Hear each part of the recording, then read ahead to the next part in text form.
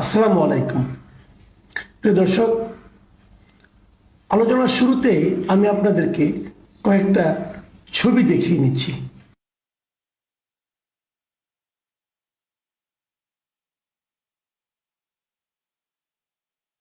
এই যে ছবিগুলো দেখলেন,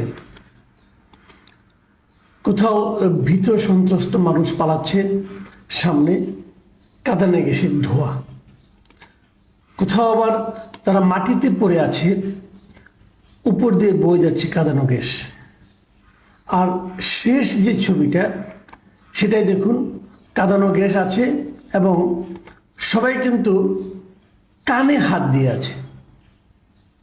এই যে ছবিগুলো, এগুলো কিন্তু বিগত স্বৈরাচারী হাসিনা সরকারের আমলের কোনো ছবি নয়। হাসিনা সরকার মানুষের প্রতিবাদ সহ্য করতে পারত না এবং প্রতিবাদকে থামানোর জন্য তারা বল প্রয়োগ করত। এগুলো এই সরকারের, এই অন্তর্বর্তীকালীন সরকারের আমলের ছবি, যে হাসিনা সরকারের বিরুদ্ধে আন্দোলনের মাধ্যমে নতুন এই সরকার এসেছে সংস্কার করবে বলে। সেই সরকারের আমলে এই ছবিগুলো। ঘটনাটা আমি একটু বলি।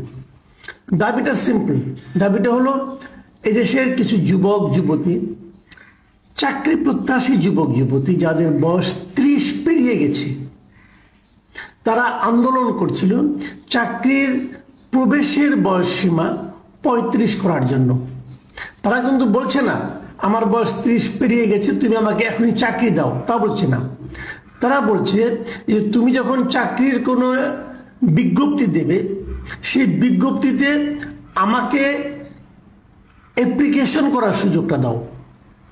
আমি প্রতিযোগিতার মাধ্যমেই যাব, যদি আমি চাকরি না পাই, পাবো না, কিন্তু আমাকে প্রতিযোগিতায় অংশ নেওয়ার সুযোগটা দাও। রাষ্ট্র সেটা দেবে না। কেন দেবে না? এই তাদের দাবি। দেখুন, এ ধরনের দাবি, কোটা আন্দোলনটা কি ছিল? সরকার একটা নিয়ম করেছিল চাকরির জন্য, যে কিছু কোটা দেওয়া হয়েছে, এই লোকগুলোকে বিশেষ সুবিধা দেওয়া হবে।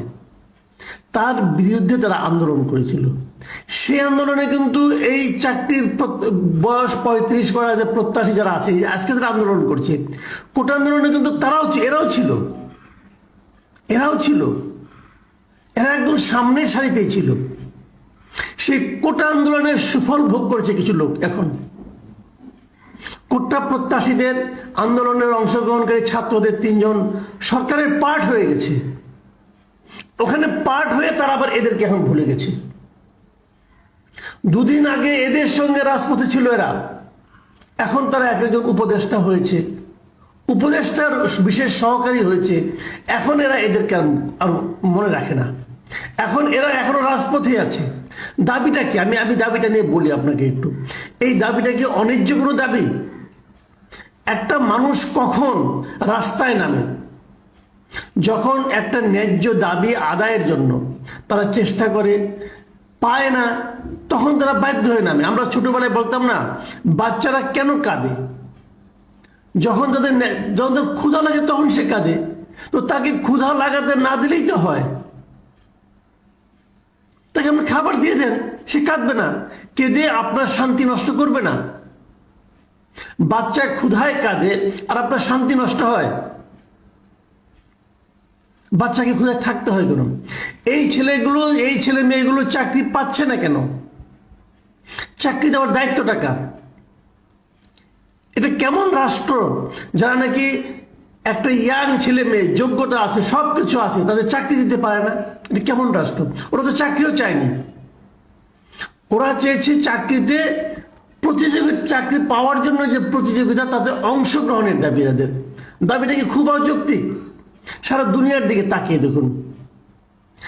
আমাদের এখানে নিয়ম হলো চাকরির বয়স 30-এর পরে আর কেউ চাকরির জন্য অ্যাপ্লিকেশন করতে পারবে না। 30 হলো চাকরির শেষ বয়স।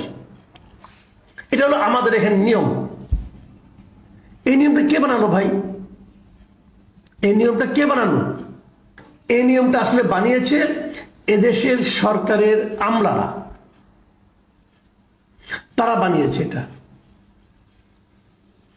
এদেশের চাকরি বয়স কিন্তু আগে আরো কম ছিল, একসময় 25 ছিল, তারপরে 27 হলো, তারপরে 30 হলো, এরকম হলো, বাড়তে ধীরে ধীরে বেড়েছে। কেন বেড়েছে? বলেছে মানুষের গড় আয়ু বেড়েছে তাই।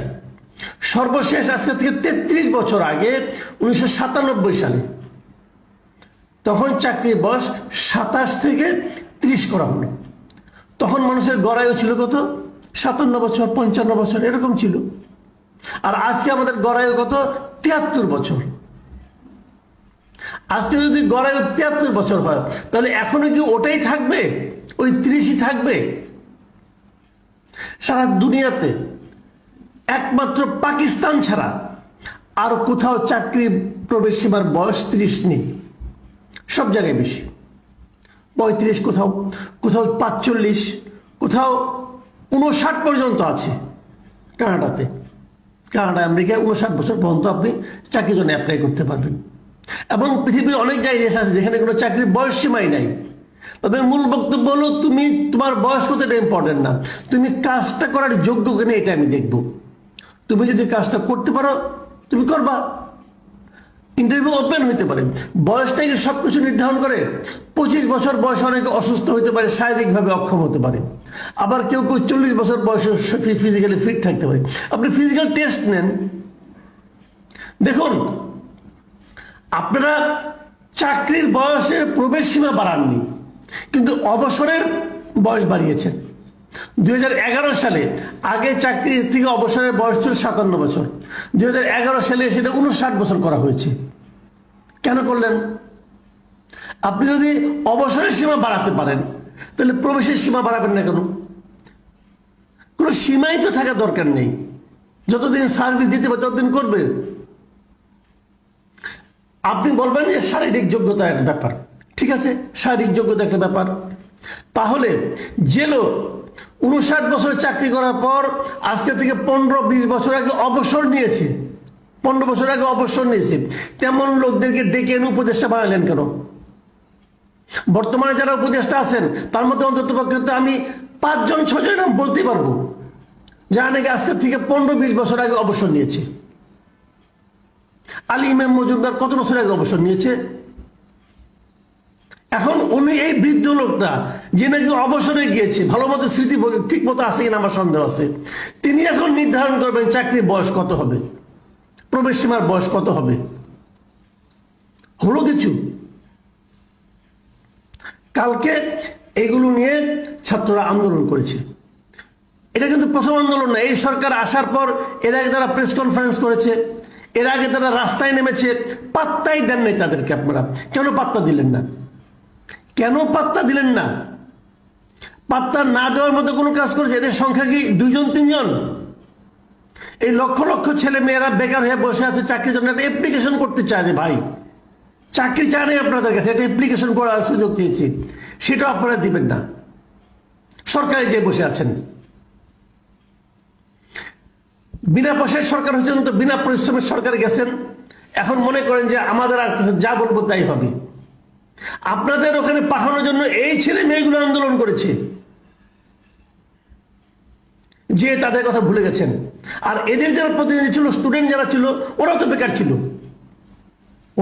ছিল, 3 বেকার এখন যে মন্ত্রী আর সচিব হয়ে গেছে বাই চান্স, হওয়ার পর তারা ওখানে চোখ উল্টে দিছে। এটা কেমন দেশ?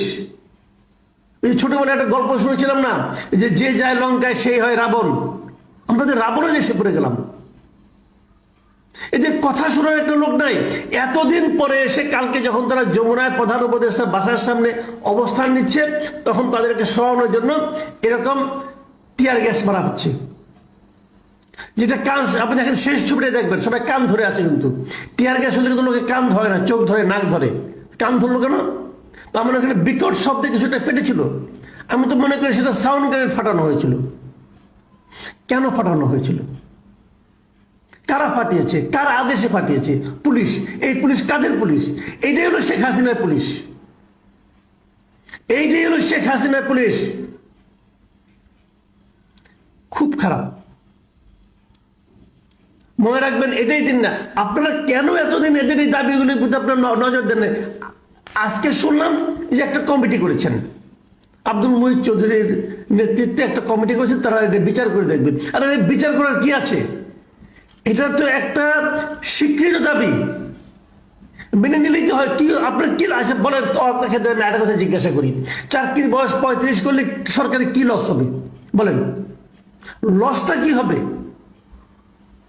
কেউ একজন লোক বলুক, একজন লোক আসুক, ওপেন ডিবেট হবে, আসুক, তারা প্রমাণ করুক চাকরি বয়স 30 টাকা দেশের জন্য ভালো। একজন লোক আসুক। এটা নিয়ে আমি বহুবার বহু জায়গায় ডিবেট করেছি, বহু জায়গায় বহু টকশোতে কথা বলেছি। অনেক অবসরপ্রাপ্ত সচিব কোমর বেঁধে নেমেছেন, না চাকরি বয়স 30 বেশি করা যাবে না, পরে আর কিছুই করতে পারেন নাই, বলতে পারেন নাই, প্রমাণ করতে পারেন নাই, নাস্তা নাবুদ হয়ে চলে গেছেন। আমি ওপেন ডিবেট করতেছি, দাবি করতেছি, আসেন চাকরি বয়স 30 টাকা উচিত, কেউ যে এসে প্রমাণ করেন। মনস্তত্ত্ববিদ নিয়ে আসেন, ডাক্তার নিয়ে আসেন, সাবেক সচিব নিয়ে আসেন। সিদ্ধান্তটা কে নেয়? কয়েকজন অথর্ব সচিব বৃদ্ধ হয়ে গেছেন, এরা সিদ্ধান্ত নেয় যে কি হবে কি না হবে, ইয়াংরা কি করবে কি না করবে। এটা হতে দেওয়া উচিত না। আমি মনে করি এই সমস্যার আসল সমাধান কত দ্রুত করতে পারবেন আপনি, তার উপর নির্ভর করবে এই সরকার আসলে কি সংস্কার চায় নাকি চায় না, নাকি এই সরকার আমলাতন্ত্রের, হাসিনার আমলাতন্ত্রের নিগড়ে ঢুকে পড়েছে, সেই কালো গহ্বরে ঢুকে পড়েছে। সেটাই প্রমাণ হবে আগামী কয়েকদিনে। প্রিয় দর্শক, এখন এই পর্যন্তই। আল্লাহ হাফেজ।